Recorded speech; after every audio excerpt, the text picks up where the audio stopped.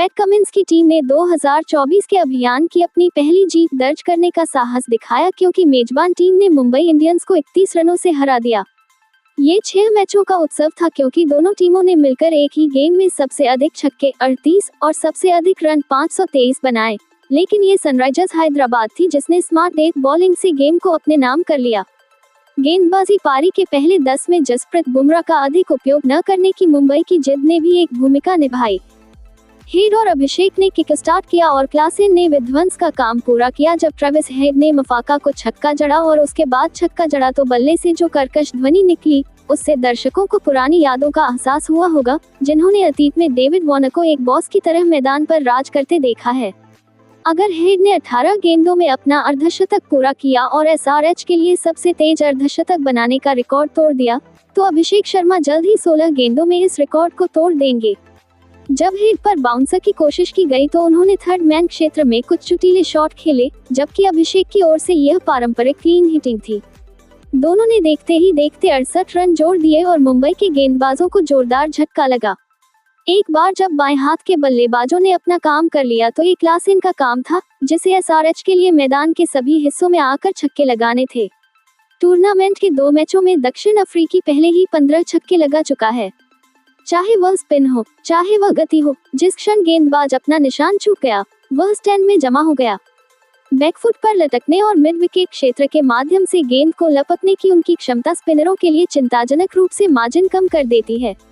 यदि तेज गेंदबाज पूरी गेंद फेंकने की कोशिश में सटीक यॉर्कर लेंथ मारने में विफल रहते हैं, तो गेंद उनके सिर के ऊपर से स्टैंड में गायब हो जाती है।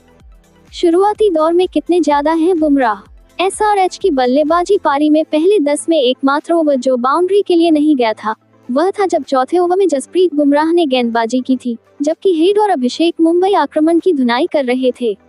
पावर प्ले में फेंका गया एकमात्र ओवर केवल 4 रन के लिए गया और शेष 5 ओवरों में मेहमान टीम को 76 रन का नुकसान हुआ, जो एक कहानी बताता है। नई गेंद अनुभवहीन क्वेन मफाका और स्वयं कप्तान ने ली। चौथे ओवर में जब बुमराह को आक्रमण पर लाया गया तब तक हेड पहले से ही आक्रामक स्थिति में थे और यह प्रीमियम पेसर के लिए क्षति नियंत्रण के बारे में था। और आश्चर्य की बात यह है कि उन्हें 13 तारीख तक दोबारा नहीं देखा गया जब स्कोर 180/3 था। स्कोरिंग दर बढ़ाने के लिए न तो माकराम और न ही क्लासेन को बुमराह के खिलाफ अपने रास्ते से हटने की जरूरत थी। हालांकि यह मुंबई इंडियंस द्वारा वर्षों से इस्तेमाल की जाने वाली एक सामान्य रणनीति है कि अंत तक बुमराह के कोटे का अधिकांश हिस्सा सुरक्षित रखा जाए, लेकिन बुधवार की स्थिति ने कप्तान से लचीलेपन की मांग की। एमआई के लिए धीमी मौत यदि पहली पारी की शुरुआत ओवरड्राइव से हुई, तो दूसरी पारी की भी शुरुआत हुई। 278 रनों का पीछा करते हुए रोहित शर्मा और ईशान किशन ने जोरदार प्रदर्शन किया, हालांकि वे केवल शानदार कैमियो थे। पदार्थ की पारी तिलक की थी। हालांकि टिम डेविड और हार्दिक ने अकल्पनीय को संभव बनाने के लिए अपनी पूरी ताकत झोंक दी, लेकिन एसआरएच के गेंदबाजों ने धीमी बॉल इन द पिच रणनीति का सहारा लिया, जिससे अनिवार्य रूप से दिन बच गया। जब चीजें पकड़ से बाहर होती दिख रही थी, तब कप्तान पैट कमिंस रणनीतिक समय के बाद महत्वपूर्ण 15वां ओवर लेकर आए। उन्होंने धीमे बम्पर से तिलक को आउट किया और सिर्फ 3 रन दिए। इसने अनिवार्य रूप से एमआई की पारी की गति को खत्म कर दिया और धीमी गेंद की रणनीति और कमिंस के कुछ अनूठे फील्ड सेट शाम के बाकी समय के लिए मंत्र बन गए। जैसे जैसे खेल आगे बढ़ता गया और धीमा होता गया और नटराजन की जगह आए जयदेव उनादकट एक वरदान साबित हुए। बाएं हाथ के इस बल्लेबाज की गेंदें सूक्ष्म धीमी गति की होती हैं, जिससे उनकी गति में विविधता आती है, लेकिन साथ ही उन्होंने बल्लेबाज के आर्क से दूर गेंद फेंकी, जिससे वे उन गेंदों तक पहुंच गए जिनसे निपटने के लिए डेविड और पंड्या को संघर्ष करना पड़ा।